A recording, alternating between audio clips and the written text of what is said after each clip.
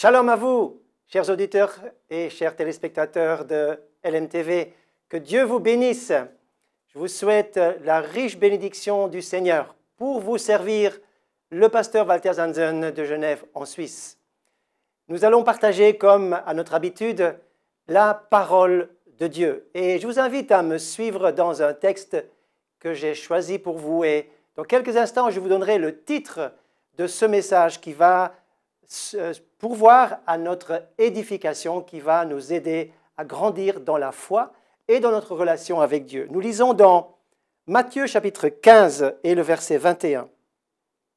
Jésus partit de là et se retira dans le territoire de Tyr et de Sidon. Une femme cananéenne qui venait de ces contrées lui cria « Aie pitié de moi, Seigneur, fils de David, ma fille est cruellement tourmentée par le démon. » Il ne lui répondit pas un mot. Ses disciples s'approchèrent et lui demandèrent « Renvoie-la, car elle crie derrière nous. » Il répondit « Je n'ai été envoyé qu'aux brebis perdues de la maison d'Israël. » Mais elle vint se prosterner devant lui en disant « Seigneur, viens à mon secours. » Il répondit « Il n'est pas bien de prendre le pain des enfants et de le jeter aux petits chiens. »« Oui, Seigneur, dit-elle, pourtant les petits chiens mangent les miettes qui tombent de la table de leur maître. » Alors Jésus lui dit aux femmes, « Ta foi est grande, qu'il te soit fait comme tu veux. » Et à l'heure même, sa fille fut guérie. C'est sur ce texte que je voudrais m'entretenir avec vous pendant quelques instants. Et le thème de ce message est celui-ci. La foi dépasse tous les obstacles. La foi dépasse tous les obstacles, c'est un titre que je voudrais fonder sur ce que nous venons de lire, à savoir l'expérience de cette femme étrangère qui recevra la visite de Jésus, qui touchera, qui rencontrera, qui croisera la route de Jésus et qui sera testée à plusieurs niveaux. Et nous allons regarder ça de plus près dans quelques instants. Et pourtant, nous voulons d'abord faire deux remarques. En lisant ce texte, et j'espère que vous êtes vraiment bien avec moi, après avoir lu, et vous allez pouvoir le relire chez vous, donc dans l'évangile de Matthieu chapitre 15, vous allez remarquer en lisant ce qui précède et ce qui va suivre ce texte, que Jésus, avec son équipe, ses disciples, va se déplacer à l'étranger, dans le territoire de Tyr et de Sidon, pour une seule personne.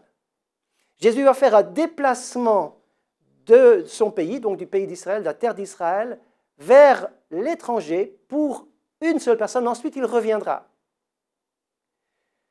Cela, rien que cette pensée est déjà extraordinaire. Pourquoi? Parce que Jésus, dirigé par le Saint-Esprit, dirigé par son Père, va obéir à la voix de son Père qui lui dit de se rendre dans ce territoire. Ou alors Jésus a saisi simplement une opportunité dans sa vie normale, dans son cheminement normal. Mais il va se déplacer à l'étranger pour nous donner aussi une impulsion extraordinaire.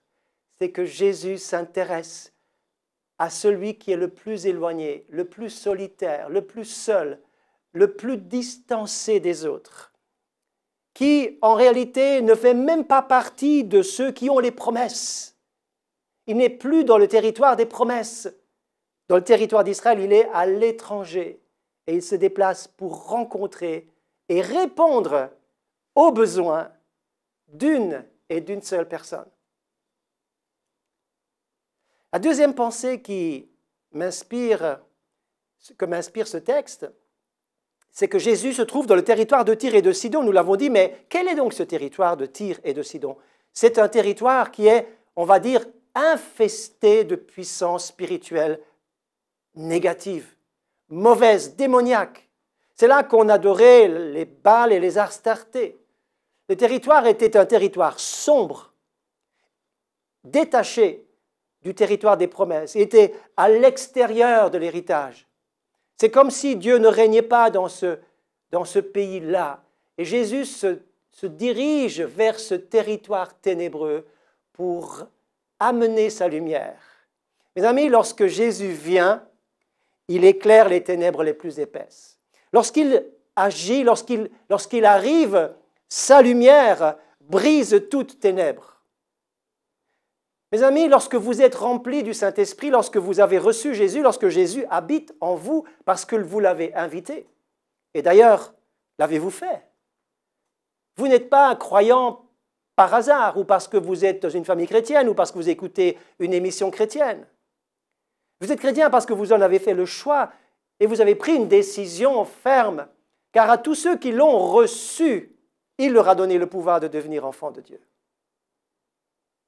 De ce fait, lorsque vous avez Jésus en vous, lorsque vous arrivez dans un territoire enténébré, vous amenez la lumière avec vous, et encore une fois, cette lumière brise les ténèbres. Cette lumière éclaire l'obscurité. Cette lumière amène l'espérance là où il n'y a pas grand-chose. Ce ne sont que les deux remarques d'introduction. Cette femme vient dans une grande souffrance. Mais, vous l'avez remarqué, elle ne vient pas pour elle-même, elle vient pour son enfant. Elle vient pour sa fille. Ma fille est cruellement tourmentée. Elle vient parce qu'elle est chargée d'un immense fardeau. Elle vient comme si la souffrance de sa fille était sa souffrance. Peut-être connaissez-vous cela. Peut-être êtes-vous justement chargé de quelque chose qui n'est pas votre propre problème, mais finalement le problème d'un membre de votre famille, c'est votre problème. L'affection que vous portez pour un ami, pour un membre de votre église ou pour quelqu'un où Dieu vous demande de porter le fardeau, ça devient votre fardeau. Ça devient votre fardeau. Et je dirais, il n'est pas normal qu'un chrétien n'ait aucun fardeau. Bien sûr, nos propres fardeaux sont déposés aux pieds du Seigneur, il prend soin de nous. Mais le Seigneur nous demande de porter les fardeaux les uns des autres. Et cette femme vient parce qu'elle porte le fardeau de sa famille, de sa fille, qui souffre et qui n'a pas de solution à son problème. Et cette femme, bien que n'étant pas une fille d'Israël, cette femme va discerner et réaliser que c'est un problème spirituel. C'est un problème spirituel. C'est un problème d'ordre spirituel qu'elle n'arrive pas à gérer, qu'elle n'arrive pas à résoudre. Et elle va faire appel à ce Jésus de passage chez elle, qui passe dans son territoire, qui passe à proximité, sans entrer chez elle, mais elle va vers lui parce qu'elle a entendu parler de Jésus et elle va faire une bonne prière. Elle va dire, alors qu'elle habite en Tyr et en Sidon, où il y a d'autres principautés qui habitent et qui dominent ce pays, elle va dire « Seigneur, fils de David ». Elle reconnaît le titre et la seigneurie de Jésus-Christ. Elle fait donc une bonne prière, adressée à la bonne personne. Mes amis, lorsque vous faites une bonne prière, une prière juste, une prière adressée au nom de Jésus, ce Jésus que vous rencontrez, que vous connaissez, il devrait logiquement y avoir une bonne réponse. Il devrait y avoir un résultat immédiat.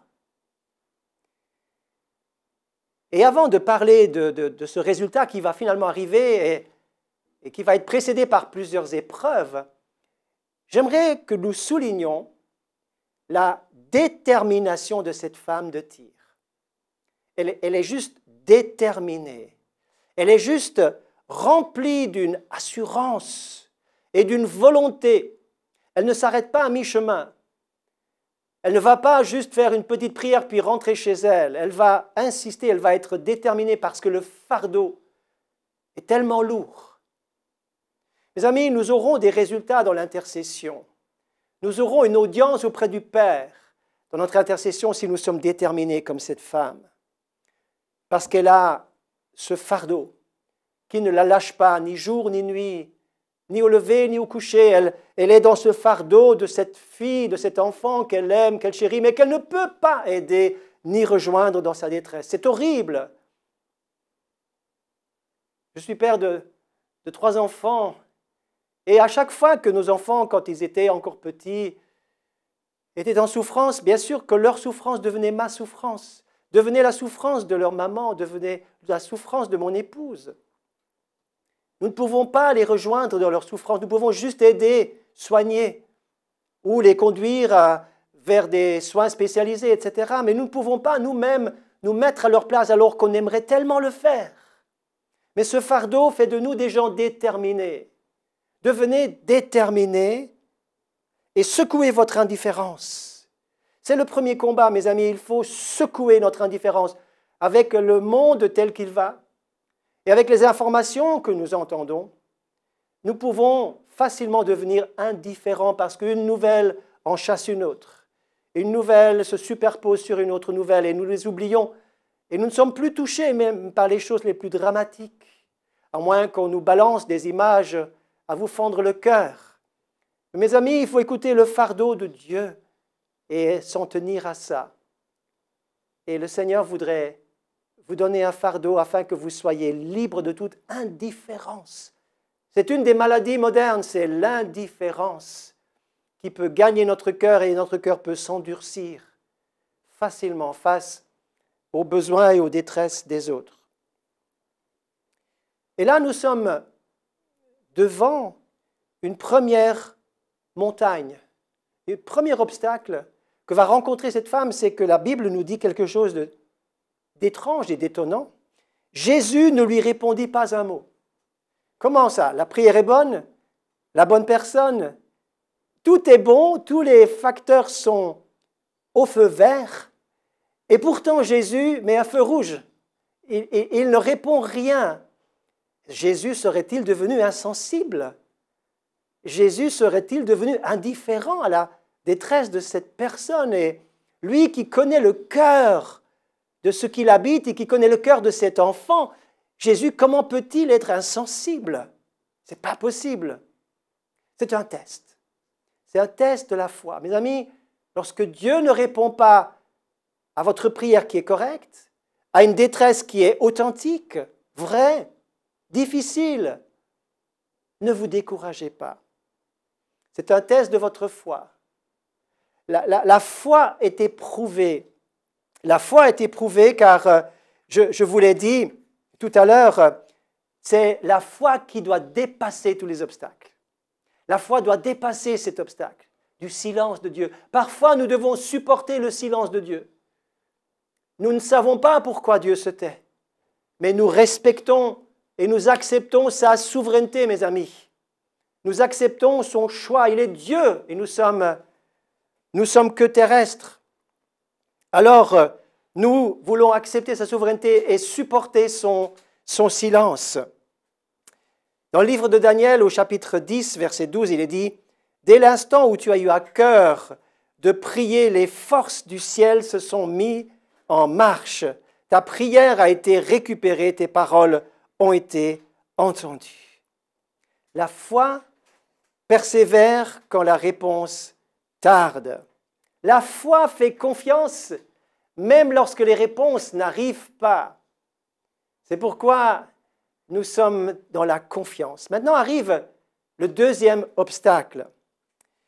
Il nous a dit au verset 23 qu'ils ne lui ont pas répondu un mot et que les disciples vont dire « renvoie-la, renvoie-la car elle crie derrière nous ». Le terme grec de renvoyer, c'est le terme apolluo qui veut dire délivre-la, libère-la. Alors, soit ils insistent en disant Jésus, dépêche-toi, règle ces problèmes pour qu'on soit tranquille, ou alors ils disent Seigneur, il faut la renvoyer, on est là pour avoir des vacances, on n'a pas besoin d'un problème supplémentaire. Et lorsque je lis l'évangile de Marc dans son ensemble, nous voyons que les disciples renvoient les enfants, ils renvoient Bartimée, ils veulent être débarrassés le plus vite possible de la foule. Et à plusieurs reprises, nous voyons les disciples qui n'ont pas une bonne attitude.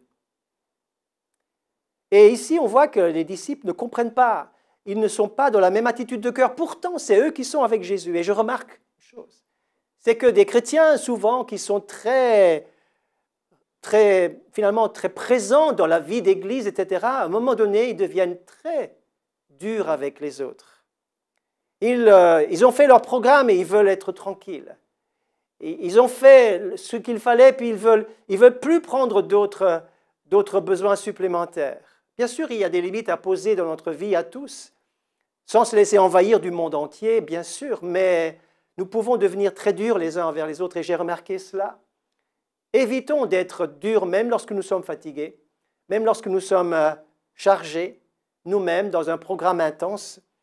Cessons d'être trop durs les uns avec les autres. Les disciples sont durs, et la femme ne va pas se laisser impressionner par la dureté des disciples, qui, eux, ne comprennent pas la souffrance de cette femme. Mais la femme va simplement les contourner, les dépasser. Elle va dépasser cet obstacle du mauvais accueil des disciples. Mes amis, lorsque vous êtes chrétien, vous devez accueillir votre frère. Vous devez accueillir cette personne qui vient. Vous devez accueillir la personne qui s'approche. Personne qui tend les mains, cette personne qui ne pourra rien vous donner, mais qui a besoin de vous, de votre amitié, de votre amour, de votre prière, d'être juste reconnu dans sa souffrance. Il n'y a rien de plus difficile que de ne pas être reconnu par personne dans sa souffrance. Donc la femme va contourner ses disciples et va aller vers Jésus et va rester auprès de lui. Elle va littéralement supporter le silence de Jésus, contourner le mauvais accueil des disciples, le deuxième obstacle, et elle va entendre cette parole de Jésus. « Je n'ai été envoyé qu'aux brebis perdues de la maison d'Israël. » En effet, c'est sur une terre étrangère que Jésus va dire cela. Après avoir choisi les 12, dit le texte dans Matthieu chapitre 10, verset 6, il leur donne cette recommandation, « N'allez pas vers les païens, mais allez plutôt vers les brebis perdues de la maison d'Israël. » C'est vers vous, dira l'apôtre Paul, ou l'apôtre Pierre d'abord, c'est à vous premièrement que Dieu a suscité son serviteur pour vous bénir. Acte 3, verset 26. Il y a d'autres textes qui montrent que les brebis perdues de la maison d'Israël avaient la priorité. Et pourtant, j'ai compris une chose en lisant ce texte. La femme vient en disant, Jésus, c'est urgent. Dans ma maison, rien ne fonctionne. Dans ma maison, ça ne marche pas. Dans la maison, le démon est déchaîné. Dans la maison, ma fille est en souffrance. Jésus, s'il te plaît, interviens, fais quelque chose pour moi.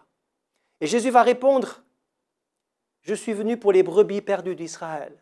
Ça veut dire, je comprends, ma fille, que tu pleures pour une brebis, ta brebis. Moi, je pleure pour toutes les brebis d'Israël. Moi, je pleure pour tout le peuple de Dieu. Et Jésus va ouvrir son cœur en disant, je comprends ta souffrance. Toi qui portes une brebis sur ton cœur. Mais moi, je porte toutes les brebis perdues sur mon cœur. Est-ce que quelqu'un veut écouter ma souffrance, mon besoin, le pourquoi de ce que je suis venu sur la terre? Est-ce que quelqu'un peut comprendre cela? Donc Jésus ouvre son cœur pour dire, il y a les brebis perdues de la maison d'Israël. Toutes ces brebis sont importantes, toutes. Et Jésus va dire cela. Et cette femme pourrait dire, alors à ce moment-là, bien sûr, je ne suis pas du tout à la hauteur pour que tu puisses pourvoir à mes besoins. Et le texte nous dit quelque chose que je voudrais vous laisser. Il nous a dit ceci, elle vint se prosterner devant lui. Au verset 25, vous lirez cela. Elle vint se prosterner devant lui. Elle a supporté le silence de Jésus. Elle a été mal accueillie par les disciples. Elle entend la parole de Jésus qui n'est pas une réponse à son besoin. Et elle vient se prosterner. Mes amis, vous n'avez pas de réponse. Vous êtes seul dans votre difficulté. Personne ne vous rejoint ou personne ne s'intéresse vraiment à votre situation. Oh oui, on vous a accompagné au début, mais au fil du temps, lorsque le problème a persisté, eh bien, on vous a laissé tomber quand même. Vous lisez la parole et il vous semble qu'elle ne vous rejoint pas vraiment. Vous ne trouvez pas de réponse dans cette parole de Dieu. Pour l'instant, en tout cas. Eh bien, appliquer ce que cette femme va faire. Elle vient se prosterner, elle s'humilie, elle dit, Jésus, je suis au bout du rouleau. Je ne peux pas faire plus. Je viens me coucher à tes pieds. Je me prosterne encore, je t'adore encore, je te reconnais encore. Je n'ai pas de réponse, je souffre encore. Je suis seul. Jésus ne m'a pas encore aidé, mais je l'adore quand même, envers et contre tout. Le diable n'aura pas le dernier mot pour me révolter contre Dieu. Je supporterai ce moment sans me révolter et en adorant Dieu quand même, en toutes circonstances. Mes amis, quelle attitude admirable, quel exemple d'adoration. Elle vient adorer le Seigneur. Et puis, il y a encore quelque chose. Le Seigneur va dire ensuite quelque chose qui a été interprété diversement. Je vais vous dire comment moi j'ai compris ce texte. Il n'est pas bien de prendre le pain des enfants, dira Jésus, pour le jeter aux petits chiens. Je pense que dans cette affirmation de Jésus, le Seigneur est réellement fâché de ce qui se passe à la maison de cette femme. Il va dire, dans ta maison, ma fille, le pain, il doit être sur la table. La nourriture ne se trouve pas par terre, elle se trouve sur la table. Mais quelqu'un est venu pour balayer toute cette table et pour jeter toutes les bonnes choses par terre. C'est le diable qui a fait cela. C'est un ennemi qui a fait cela. C'est quelqu'un qui est mauvais, qui est méchant, qui fait ces choses-là, qui te vole la bénédiction, qui te prive de la bénédiction, qui t'enlève le dû, qui t'enlève ce qui est essentiel à la vie, le pain. Et il va enlever cela parce qu'il ne t'aime pas, tandis que moi, je t'aime. Je suis ton créateur. Alors, je ne sais pas ce que cette femme a compris avec ce que Jésus vient de dire. Est-ce qu'elle a interprété les choses comme je viens de vous l'expliquer? Mais toujours est-il qu'elle a simplement rebondi. Et elle a dit, mais Seigneur, juste, si je peux avoir une petite miette qui tombe du bon pain, ça me suffira. Waouh! Et c'est là que Jésus va réagir. Waouh! Il va dire, femme, ta foi est grande. Le pain de Dieu qui se trouve peut-être sous forme de miettes encore, peut-être qu'il vous reste encore une petite bénédiction, un petit quelque chose, une petite foi, quelque chose reste, ces miettes suffiront pour régler votre problème.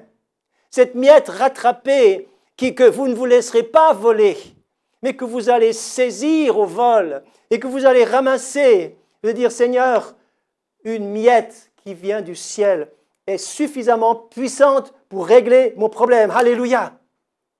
Cette miette qui tombe de la table du Seigneur renferme suffisamment d'énergie et de puissance pour pourvoir à votre besoin et pour régler le problème. Et c'est ainsi que Jésus va dire, femme, rentre chez toi, le démon est parti. Jésus a permis que cette femme passe plusieurs tests. Et pour finir, il a dit, maintenant, j'ai compris, j'ai vu, j'ai observé que tu te prosternes, que tu adores encore, que tu crois encore, que tu t'accroches, que tu dis même une miette est suffisante. Femme, ta foi est grande, qu'il te soit fait. Et à l'heure même, sa fille a été guérie. Elle va dire un mot que j'aimerais donner en conclusion. Quand Jésus va dire, il n'est pas bon de prendre le pain des enfants, elle va dire, oui Seigneur, j'ai entouré cette parole dans ma Bible. Oui Seigneur, vous voyez-vous, il faut dire oui Seigneur. Vous ne comprenez pas tout, vous dites oui Seigneur. Il y a le silence de Jésus, dit Seigneur, oui, je supporte. Les choses ne sont pas bonnes comme il faudrait. Seigneur, tu es avec moi. Je te dis oui, parce que Dieu vous dit oui et vous lui répondez oui. C'était ce message que j'avais à cœur de vous partager. Une foi qui dépasse tous les obstacles.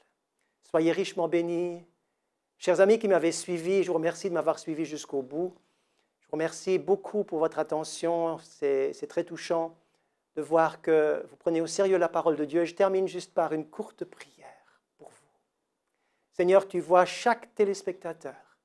Tu vois chaque personne qui est ici. et qui a suivi ce message, qui a ouvert son cœur pour le recevoir et pour saisir l'essence de ce message.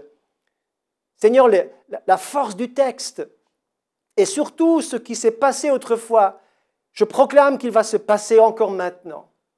Que Seigneur, tu vois la foi des uns et des autres et que certains vont saisir les miettes, saisir le pain de Dieu et vont recevoir plus que des miettes, vont recevoir la grâce, la bénédiction et la guérison, la délivrance au nom de Jésus. Que le pain qui a été volé soit restitué au nom de Jésus. Que la bénédiction qui est partie revienne au nom de Jésus. Que la foi dépasse les silences ou le mauvais accueil ou les incompréhensions.